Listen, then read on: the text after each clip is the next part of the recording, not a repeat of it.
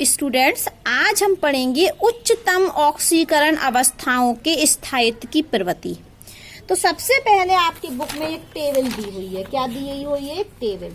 उस टेबल को हम देखते हैं। तो यहाँ दिया गया है कि ये देखिए, ये ऑक्सीकरण संख्या +6 कौन करता है? क्रोमियम दर्शाता है।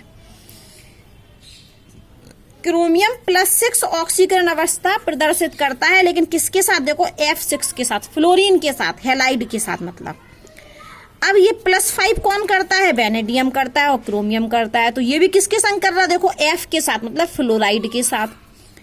अब जो +4 ऑक्सीकरण अवस्था है वो टाइटेनियम भी करता है, वेनेडियम भी करता है, क्रोमियम भी करता है, मैग्नीज भी करता है। लेकिन किसके संग? देखो, यहाँ फ्लोराइड के संग करता है मैग्नीज, और ये किसके संग करते हैं? हैलाइड के साथ।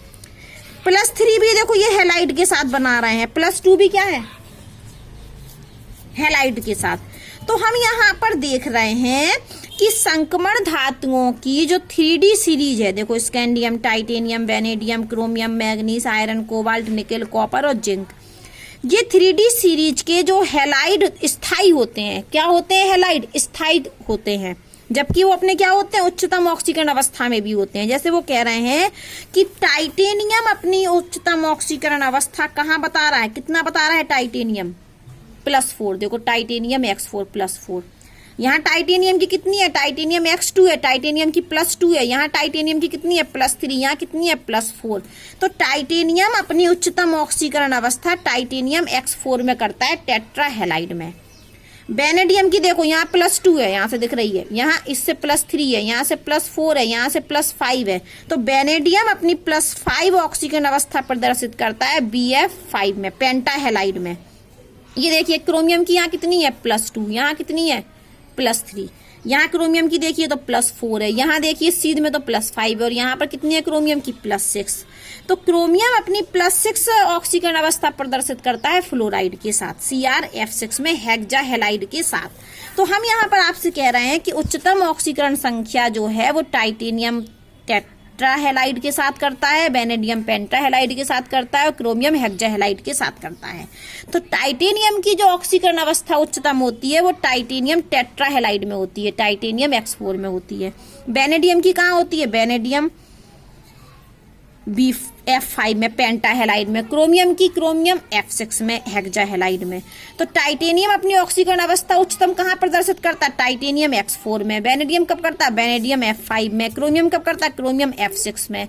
4 वाले को हम टेट्रा बोलते हैं, 5 वाले को हम पेंटा बोलते हैं, 6 वाले को हम हेक्सा बोलते हैं।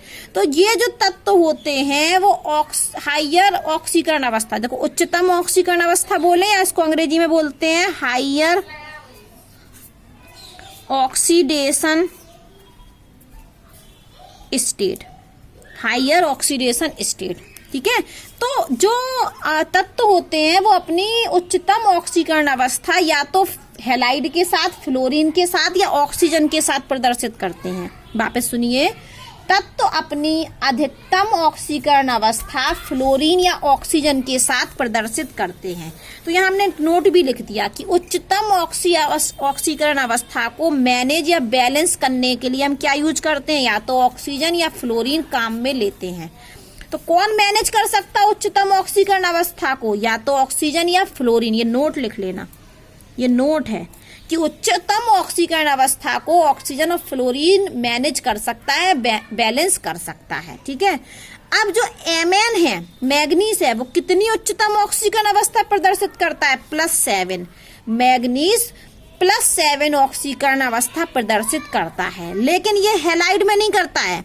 देखो, साफ साफ लिखा है, मैग्नीज की +7 OS अधिकतम OS है, वो सरल हैलाइड में नहीं होती है कि हम कहें कि यहाँ पर MnF7 बन गया। नहीं, MnF7 नहीं बनता है, हैलाइड में प्रदर्शित नहीं होता है। कहाँ होता है? MnO3F ज्ञात है, एक तत्व, एक यौगिक है MnO3F। कौन सा तत्व? MnO3F। इसमें Mn की OS +7 होती है, जबकि हैलाइड में नहीं होती है।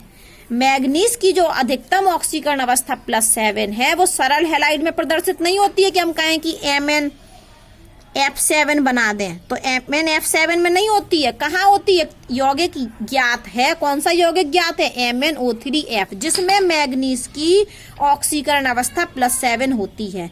तो यहाँ पर मैग्नीज अपनी उच्चतम ऑक्सीकरण अवस्था प्रदर्शित कर रहा है किसके साथ? ऑक्सीजन और फ्लोरीन दोनों के साथ। किसके साथ? ऑक्सीजन और फ्लोरीन दोनों के साथ। हमने आपको कहा था कि उच्चतम ऑक्सीकरण अवस्था को मैनेज करने के लिए या तो हम ऑक्सीजन यूज करते हैं या क्या यूज करते हैं? फ्लोरीन यूज करते हैं। तो आपने देखा कि टाइटेनियम तो अपनी उच्चतम ऑक्सीकरण अवस्था हैलाइड में प्रदर्शित करता है, वेनेडियम भी अपनी उच्चतम ऑक्सीकरण अवस्था हैलाइड में प्रदर्शित करता है, क्रोमियम भी अपनी उच्चतम ऑक्सीकरण अवस्था हैलाइड में प्रदर्शित करता है, लेकिन मैग्नीज अपनी उच्चतम ऑक्सीकरण अवस्था +7 हैलाइड में प्रदर्शित नहीं करता है। तो मैग्नीज का एक यौगिक ज्ञात है MnO3F। MnO3F में मैग्नीज की ऑक्सीकरण अवस्था +7 होती है। तो मैग्नीज की जो उच्चतम ऑक्सीकरण अवस्था को बैलेंस कौन करता है? ऑक्सीजन और फ्लोरीन। तो वहीं से एक नियम निकल के आया कि उच्चतम ऑक्सीकरण अवस्था को मैनेज या बैलेंस करने के लिए हम ऑक्सीजन और फ्लोरीन का उपयोग करते हैं। अब क्वेश्चन आता है कि फ्लोरीन क्यों कर देता है? हम यहाँ कह रहे हैं ना कि फ्लोरीन जो होता है वो उच्चतम ऑक्सीकरण अवस्था को स्टेबल करता है। तो क्यों करता है? हमने कहा कि फ्लोरीन भी करता है और ऑक्सीजन भी करता है। तो कारण बताइए कि फ्लोरीन क्यों करता है? तो कारण बताया गया कि फ्लोरीन जो होता है वो हायर OS मतलब उच्चतम ऑक्सीकरण अवस्था को स्टेबल करता है। क्यों? दो कारण हैं। हाई लेटेस्ट एंथैल्पी, इनकी उच्च जालक ऊर्जा के कारण, उच्च जालक ऊर्जा अंग्रेजी में बोलते हैं लेटेस्ट एनर्जी, और उच्च बंध एंथैल्पी, और उच्च बंध एंथैल्पी। दो कारणों की वजह से, दो कारण की वजह से फ्लोरीन उच्चतम ऑक्सीकरण अवस्था को स्टेबल करता है। फ्लोरीन हायर OS को स्टेबल करता है। क्यों? तो हम लिखेंगे कि फ्लोरीन स्टेबल करता है हायर OS को ड्यू टू, किसकी वजह से? उच्च जालक ऊर्जा और उच्च बंध एंथैल्पी की वजह से। उच्च जालक ऊर्जा और उच्च बंध एंथैल्पी की वजह से। तो उच्च जालक ऊर्जा को अंग्रेजी में क्या बोलते हैं? हाई लेटेस्ट एंथैल्पी और हाई बॉन्ड एंथैल्पी की वजह से। तो क्वेश्चन आए कि फ्लोरीन उच्चतम ऑक्सीकरण अवस्था को स्टेबल क्यों करता है? तो हम लिखेंगे दो कारण की वजह से, उच्च जालक ऊर्जा और उच्च बंध एंथैल्पी के कारण। अगर क्वेश्चन आ जाए कि ऑक्सीजन और फ्लोरीन में कौन बेटर स्टेबलाइज है, कौन अच्छे से स्टेबलाइज करता है, ऑक्सीजन या फ्लोरीन, तो आंसर आप कहोगे कि ऑक्सीजन बेटर है। ऑक्सीजन क्या है? बेटर।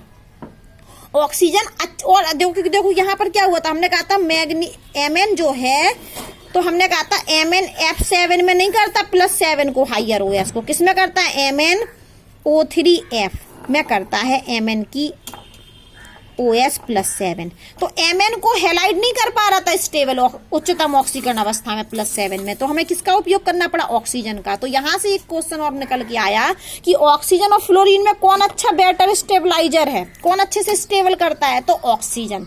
तभी तो मैग्नीज जो है वो हैलाइड में नहीं करती है अपनी उच्चतम ऑक्सीकरण अवस्था प्रदर्शित। मैग्नीज अपनी उच्चतम ऑक्सीकरण अवस्था हैलाइड में प्रदर्शित नहीं करती है, इस तत्व में करती है, मैग्नीज O3F में, क्योंकि वो अच्छा स्टेबलाइजर है। तो क्यों है ऑक्सीजन फ्लोरीन से भी ज्यादा अच्छा स्थायी करने में उच्चतम ऑक्सीकरण अवस्था को? पहली बात तो यह है कि ऑक्सीजन और फ्लोरीन दोनों ही करते हैं उच्चतम ऑक्सीकरण अवस्था को स्टेबल। लेकिन कोई पूछे कि ऑक्सीजन और फ्लोरीन में कौन करता है, तो ऑक्सीजन करता है। क्यों? क्योंकि ऑक्सीजन के पास है क्षमता मल्टीपल बॉन्ड बनाने की। ऑक्सीजन कैन स्टेबलाइज बेटर, अच्छे से स्टेबलाइज करता है, due to is ability to form multiple bond with metal. तो हिंदी में क्या बोलेंगे कि ऑक्सीजन और फ्लोरीन में ऑक्सीजन अच्छा स्टेबलाइज करता है उच्चतम ऑक्सीकरण अवस्था को। क्यों? क्योंकि ऑक्सीजन में क्षमता है मल्टीपल बॉन्ड बनाने की, ठीक है, बहु आबंध बनाने की क्षमता होती है ऑक्सीजन में, इसलिए ऑक्सीजन